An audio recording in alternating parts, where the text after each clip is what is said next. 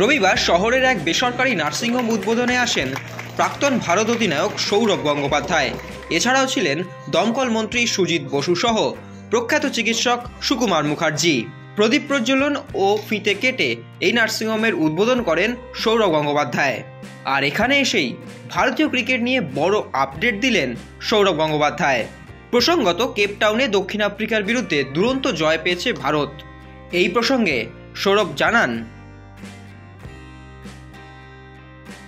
কেপটাউনে ঐতিহাসিক জায়গা, মানে এশিয়ার দেশ আগে জেতেনি, ভারত জিতল এবং ম্যাচটা।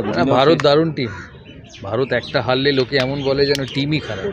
এই তো ওয়ানডে সিরিজ জিতলো, T20 series 1-all, test series 1-all, আর কি।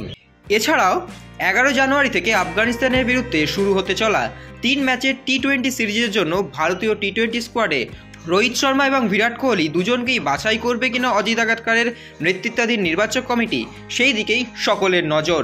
এই প্রসঙ্গে রোহিত শর্মা ও বিরাট কোহলির টি20 ভবিষ্যৎ নিয়ে সৌরভ গঙ্গোপাধ্যায় জানান, টি20 বিশ্বকাপে কি রোহিতেরই ক্যাপ্টেন্সি করা উচিত? হ্যাঁ, অফকোর্স। রোহিত বিরাটেরও কি থাকা উচিত, মানে যেহেতু অফকোর্স 14 মাস খেলেনি, মানে কিচ্ছু হবে না। Virat Kohli is an outstanding extra time.